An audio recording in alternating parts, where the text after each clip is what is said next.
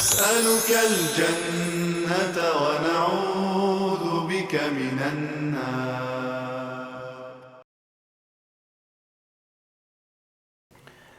الله أكبر.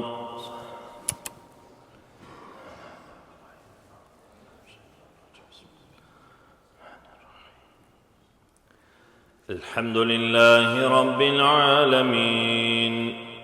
الرحمن الرحيم مالك يوم الدين إياك نعبد وإياك نستعين اهدنا الصراط المستقيم صراط الذين أنعمت عليهم غير المغضوب عليهم ولا الضالين.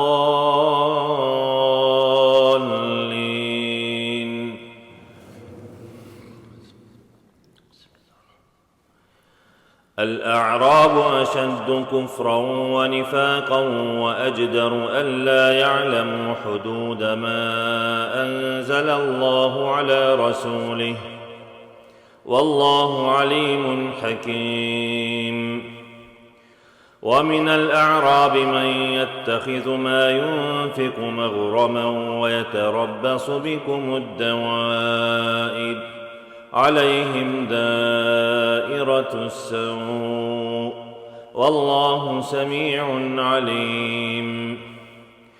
ومن الأعراب من يؤمن بالله واليوم الآخر ويتخذ ما ينفق قربات عند الله وصلوات الرسول ألا إنها قربة لهم سيدخلهم الله في رحمته إن الله غفور رحيم. والسابقون الأولون من المهاجرين والأنصار والذين اتبعوهم بإحسان رضي الله عنهم ورضوا عنه وأعد لهم جنات تجري تحتها الأنهار خالدين فيها أبدا ذلك الفوز العظيم. وممن حولكم من الأعراب منافقون ومن أهل المدينة مردوا على النفاق لا تعلمهم نحن نعلمهم سنعذبهم مرتين ثم يردون إلى عذاب عظيم. وآخرون اعترفوا بذنوبهم خلطوا عملا صالحا وآخر سيئا عسى الله أن يتوب عليهم إن الله غفور رحيم. خذ من أموالهم صدقة تطهرهم وتزكيهم بها وصل عليهم إن صلاتك سكن لهم والله سميع عليم. ألم يعلموا أن الله هو يقبل التوبة عن عباده ويأخذ الصدقات وأن الله هو التواب الرحيم. وقل اعملوا فسيرى الله عملكم ورسوله والمؤمنون وستردون إلى عالم الغيب والشهادة فينبئكم بما كنتم تعملون. وآخرون مرجون لأمر الله إما يعذبهم وإما يتوب عليهم والله عليم حكيم. والذين اتخذوا مسجدا ضرارا وكفرا وتفريقا بين المؤمنين وإرصادا لمن حارب الله ورسوله من قبل وليحلفن إن أردنا إلا الحسنى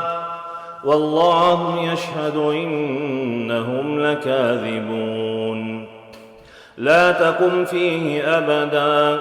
لمسجد أسس على التقوى من أول يوم أحق أن تقوم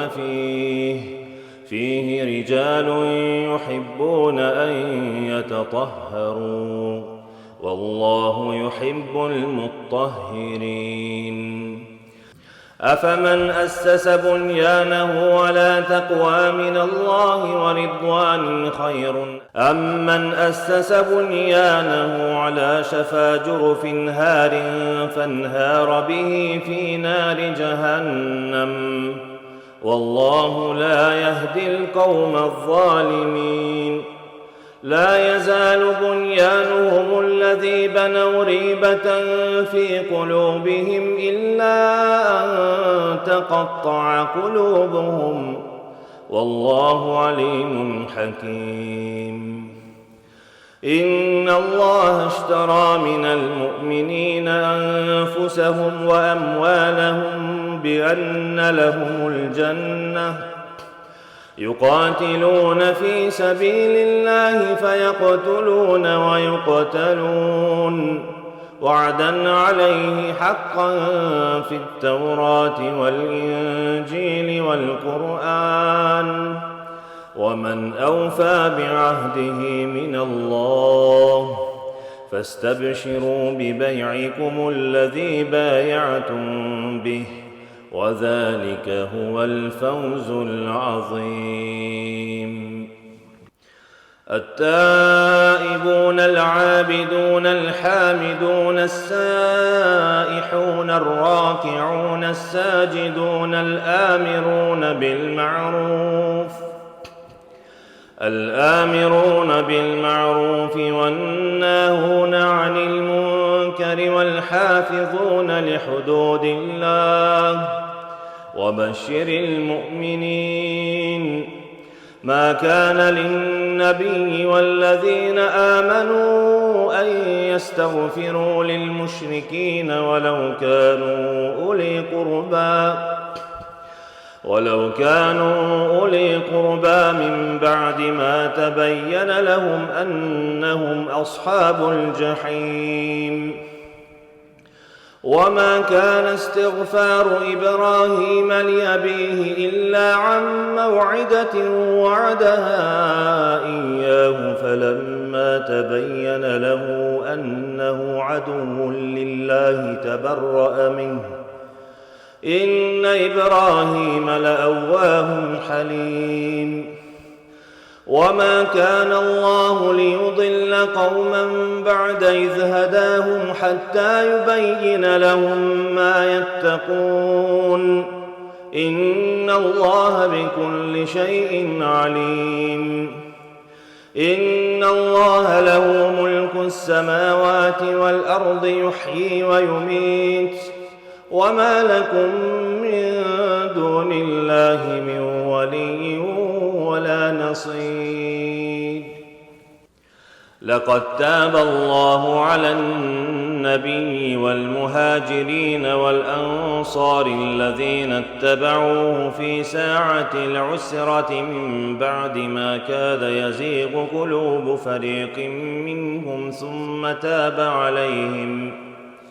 إنه بهم رءوف رحيم. وعلى الثلاثة الذين خلفوا حتى إذا ضاقت عليهم الأرض بما رحبت وضاقت عليهم أنفسهم وظنوا أن لا ملجأ من الله إلا إليه ثم تاب عليهم ليتوبوا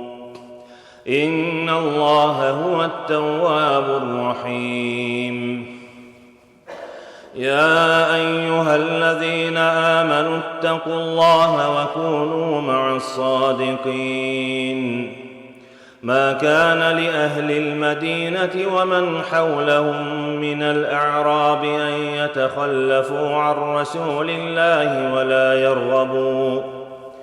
ولا يرغبوا بأنفسهم عن نفسه ذلك بأنهم لا يصيبهم ظمأ ولا نصب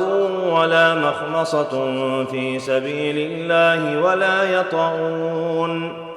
ولا يطؤون موطئا يغيظ الكفار ولا ينالون من عدو نيلا إلا كتب لهم به عمل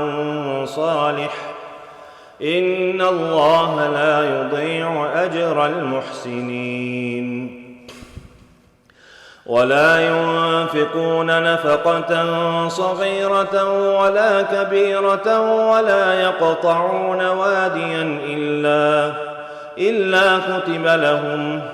إلا كتب لهم ليجزيهم الله أحسن ما كانوا يعملون وما كان المؤمنون لينفروا كافة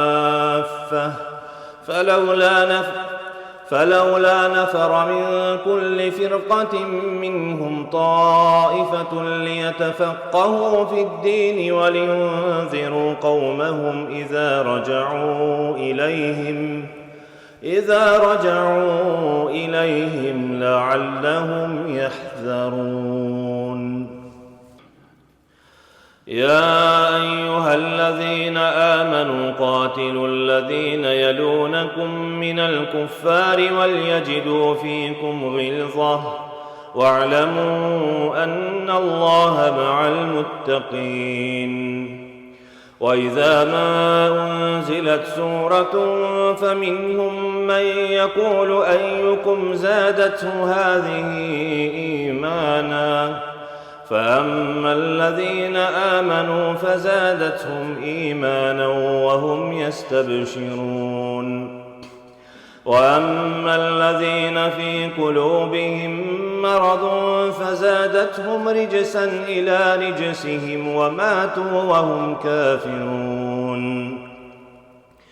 أولا يرون أنهم يفتنون في كل عام مرة أو مرتين ثم لا يتوبون ولا هم يذكرون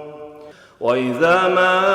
أنزلت سورة نظر بعضهم إلى بعض هل يراكم من أحد ثم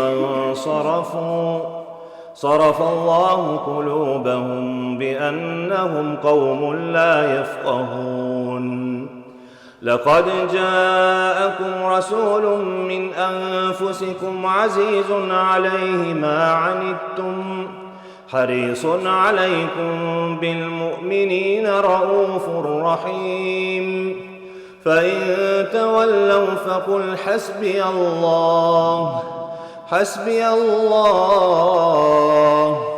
فقل حسبي الله لا إله إلا هو عليه توكلت وهو رب العرش العظيم ألف لام را تلك آيات الكتاب الحكيم أكان للناس عجبا أن أوحينا إلى رجل منهم أن أنذر الناس وبشر الذين آمنوا أن لهم قدم صدق عند ربهم قال الكافرون إن هذا لساحر مبين إن ربكم الله الذي خلق السماوات والأرض في 6 أيام ثم استوى على العرش يدبر الأمر ما من شفيع إلا من بعد إذنه ذلكم الله ربكم فاعبدوه أفلا تذكرون إليه مرجعكم جميعا وعد الله حقا إنه يبدأ الخلق ثم يعيده ليجزي الذين آمنوا وعملوا الصالحات بالقسط والذين كفروا لهم شراب من حميم وعذاب أليم بما كانوا يكفرون هو الذي جعل الشمس ضياء والقمر نورا وقدره منازل لتعلموا عدد السنين والحساب ما خلق الله ذلك إلا بالحق يفصل الآيات لقوم يعلمون إن في اختلاف الليل والنهار وما خلق الله في السماوات والأرض لآيات لقوم يتقون إن الذين لا يرجون لقاءنا ورضوا بالحياة الدنيا واطمأنوا بها والذين هم عن آياتنا غافلون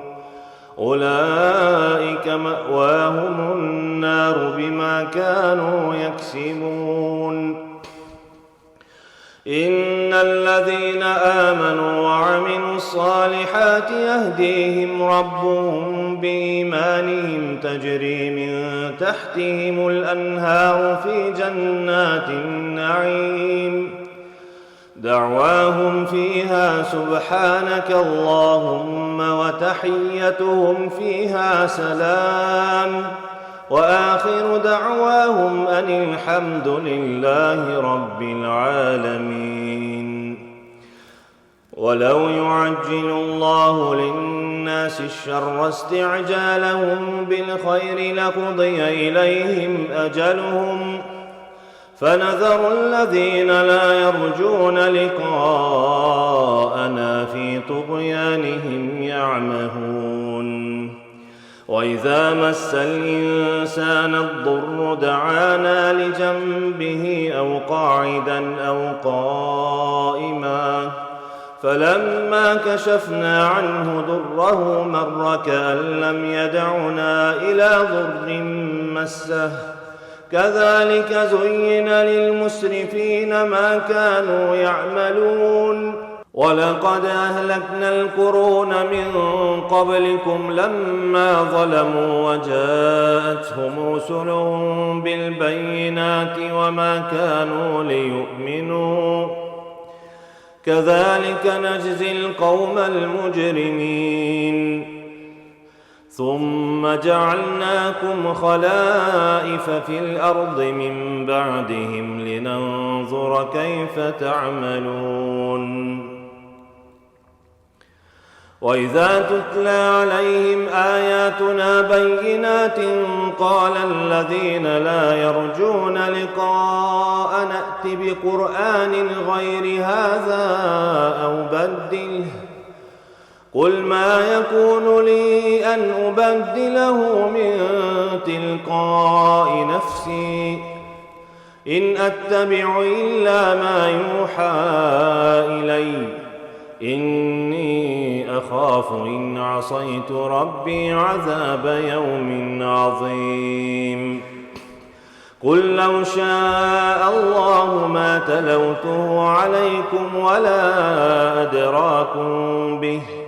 فقد لبثت فيكم عمرا من قبله أفلا تعقلون فمن أظلم ممن افترى على الله كذبا أو كذب بآياته إنه لا يفلح المجرمون ويعبدون من دون الله ما لا يضرهم ولا ينفعهم ويقولون هؤلاء شفعاؤنا عند الله قل أتنبئون الله بما لا يعلم في السماوات ولا في الأرض سبحانه وتعالى عما يشركون وما كان الناس إلا أمة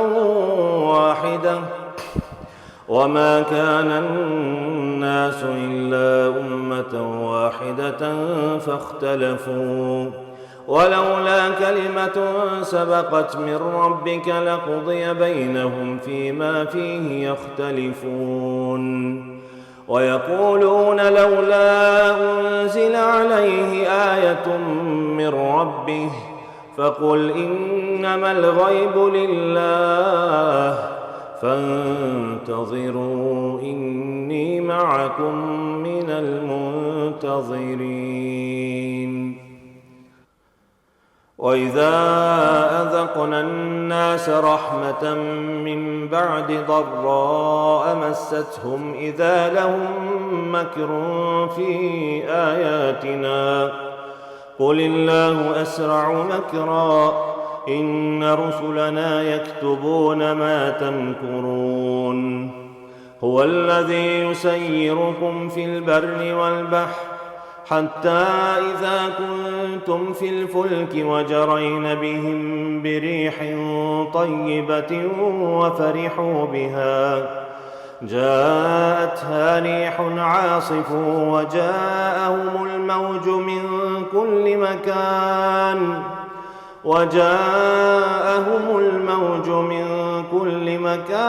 وظنوا أنهم أحيط بهم دعوا الله مخلصين له الدين لئن أنجيتنا من هذه لنكونن من الشاكرين. فلما أنجاهم إذا هم يبغون في الأرض بغير الحق يا أيها الناس إنما بغيكم على أنفسكم متاع الحياة الدنيا ثم إلينا مرجعكم فننبئكم بما كنتم تعملون. إنما مثل الحياة الدنيا كماء إن أنزلناه من السماء فاختلط به نبات الأرض مما يأكل الناس والأنعام حتى إذا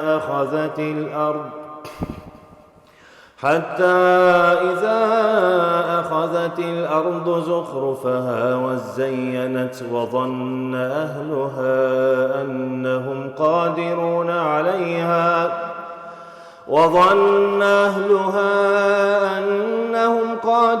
عليها أتاها أمرنا ليلا أو نهارا فجعلناها حصيدا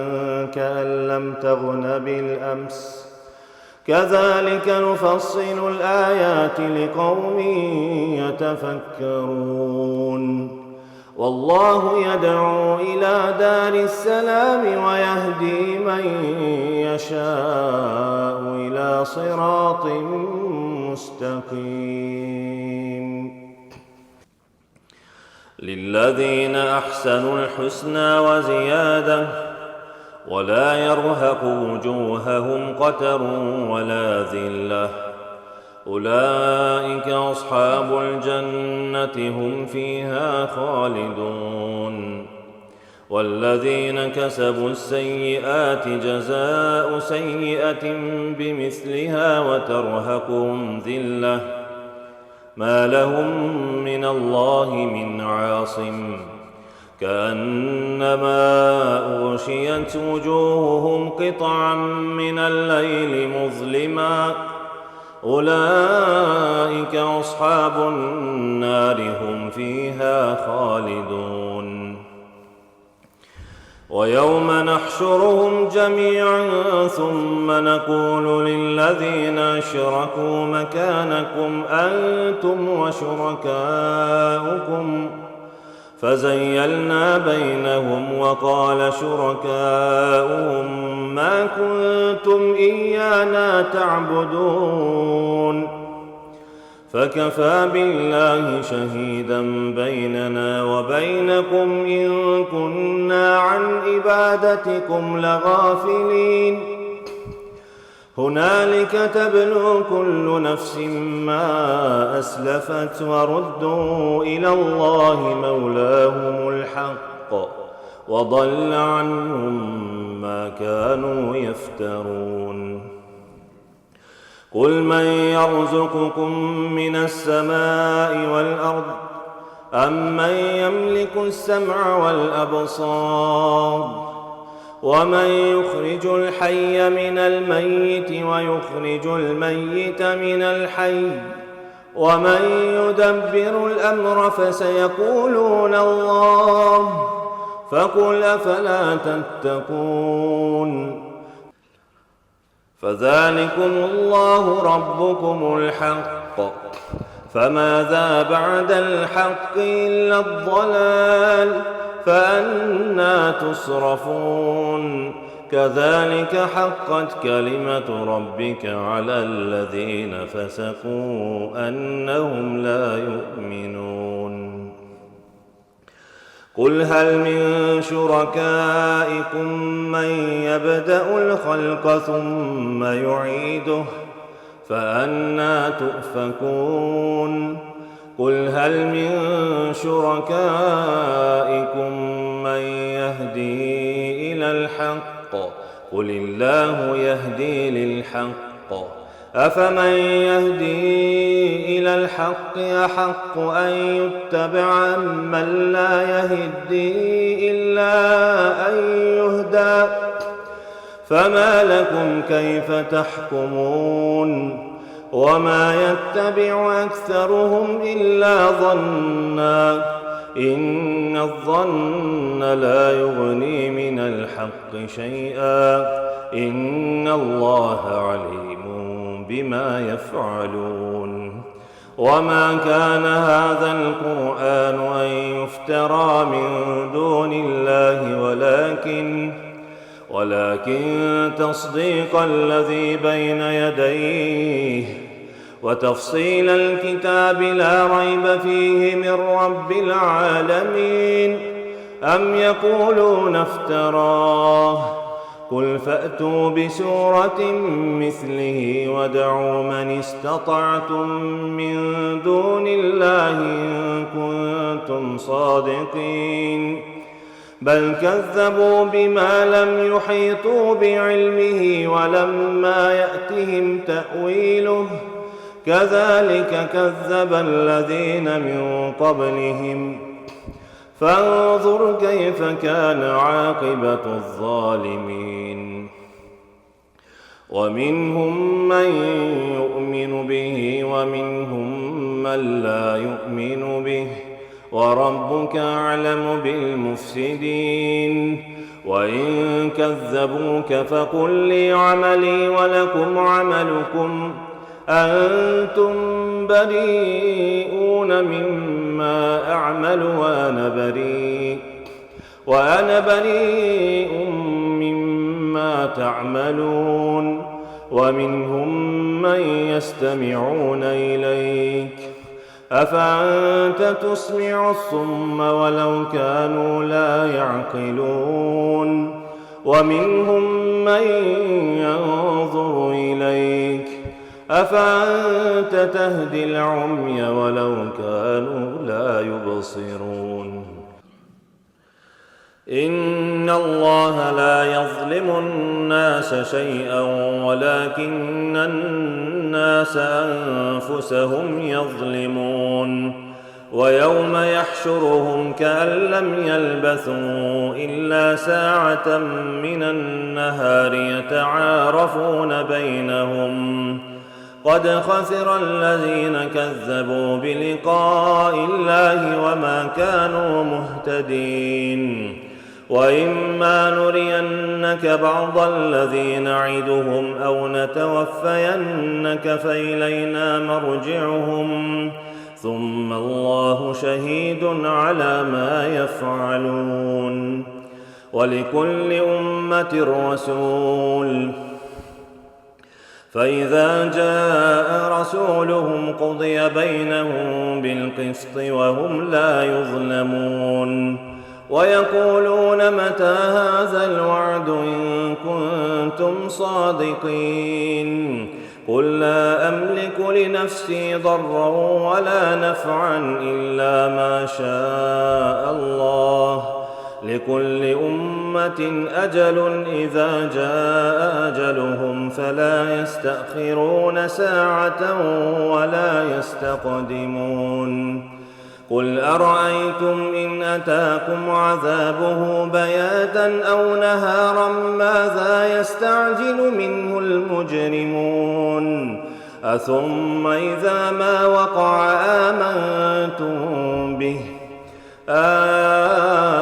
الآن وقد كنتم به تستعجلون ثم قيل للذين ظلموا ذوقوا عذاب الخلد هل تجزون إلا بما كنتم تكسبون ويستنبئونك حق هو قل إي وربي إنه لحق وما أنتم بمعجزين ولو أن لكل نفس ظلمت ما في الأرض لافتدت به وأسروا الندامة لما رأوا العذاب وقضي بينهم بالقسط وهم لا يظلمون ألا إن لله ما في السماوات والأرض ألا إن وعد الله حق ولكن أكثرهم لا يعلمون هو يحيي ويميت وإليه ترجعون يا أيها الناس قد جاءتكم موعظة من ربكم وشفاء لما في الصدور وهدى ورحمة للمؤمنين قل بفضل الله وبرحمته فبذلك فليفرحوا هو خير مما يجمعون قل أرأيتم ما أنزل الله لكم من رزق فجعلتم منه حراما وحلالا قل الله أذن لكم أم على الله تفترون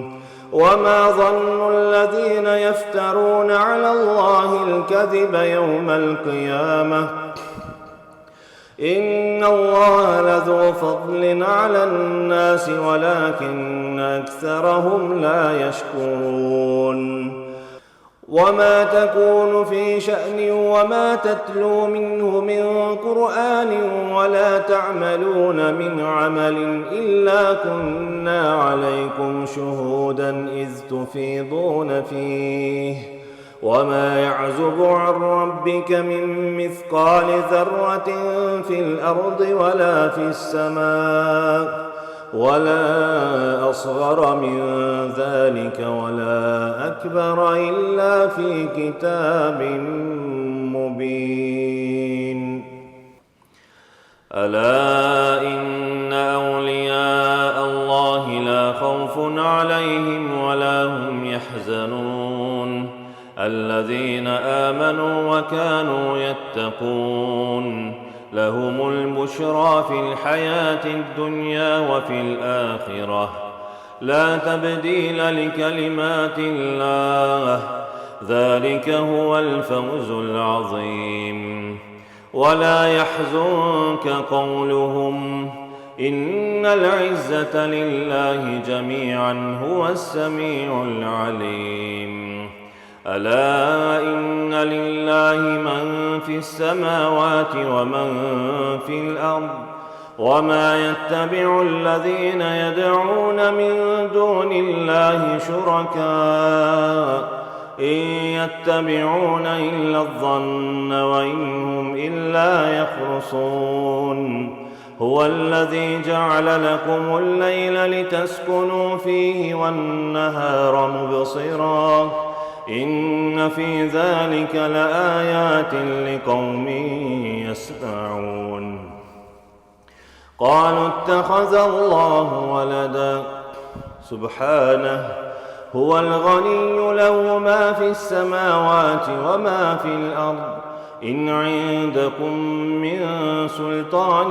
بهذا أتقولون على الله ما لا تعلمون قل إن الذين يفترون على الله الكذب لا يفلحون متاع في الدنيا ثم إلينا مرجعهم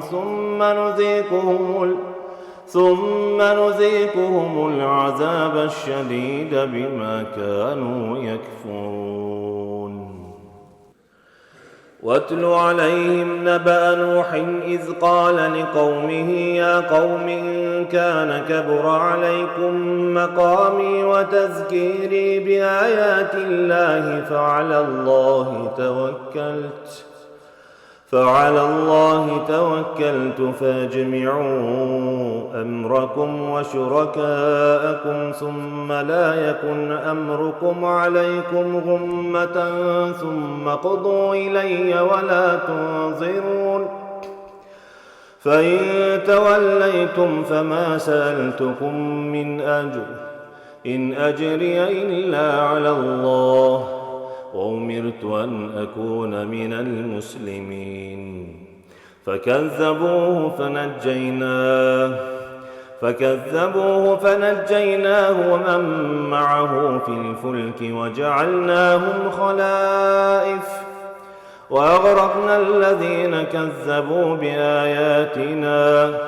فانظر كيف كان عاقبة المنذرين.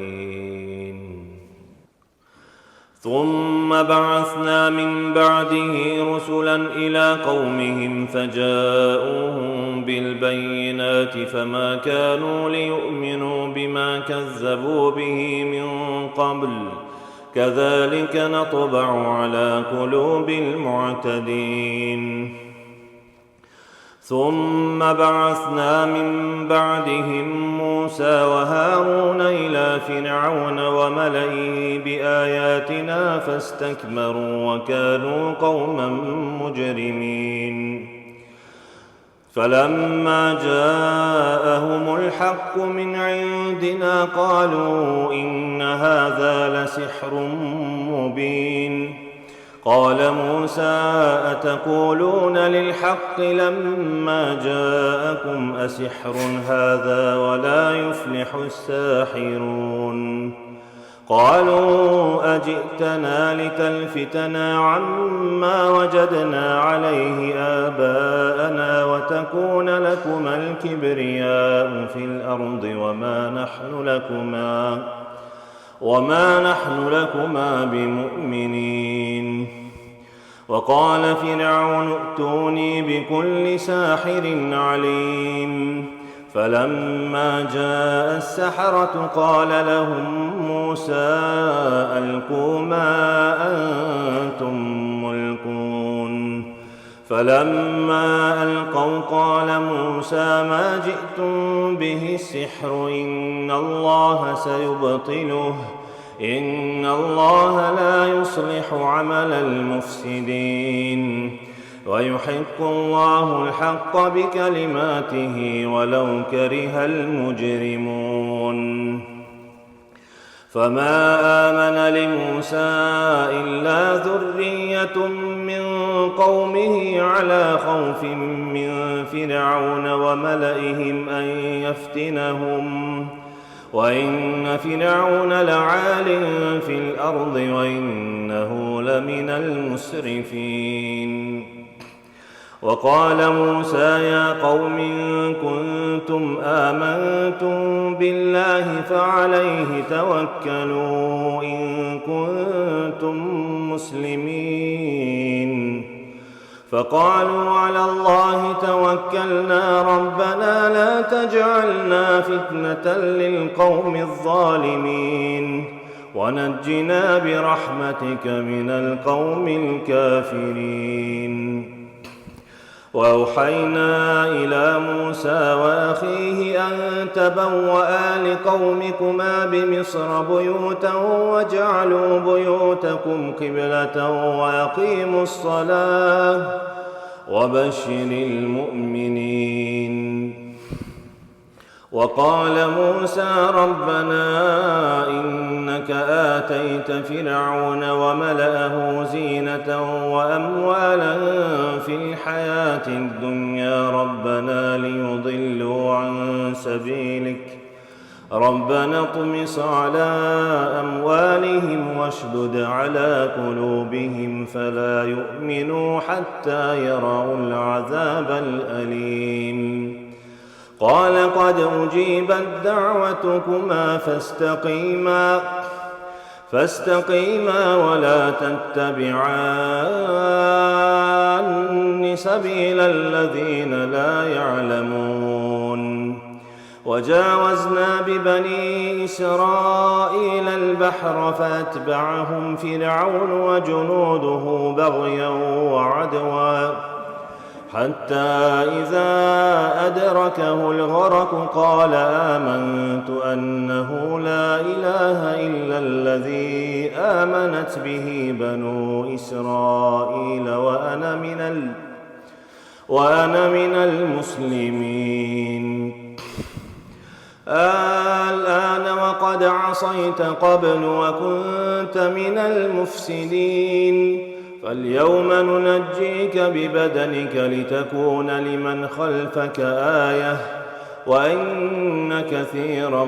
من الناس عن آياتنا لغافلون ولقد بوأنا بني إسرائيل مبوأ صدق ورزقناهم من الطيبات فما اختلفوا حتى جاءهم العلم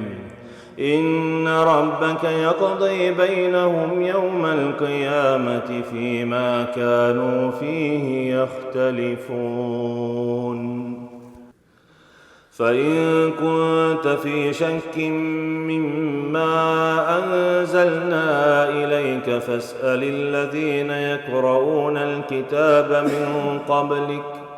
لقد جاءك الحق من ربك فلا تكونن من الممترين ولا تكونن من الذين كذبوا بآيات الله فتكون من الخاسرين إن الذين حقت عليهم كلمة ربك لا يؤمنون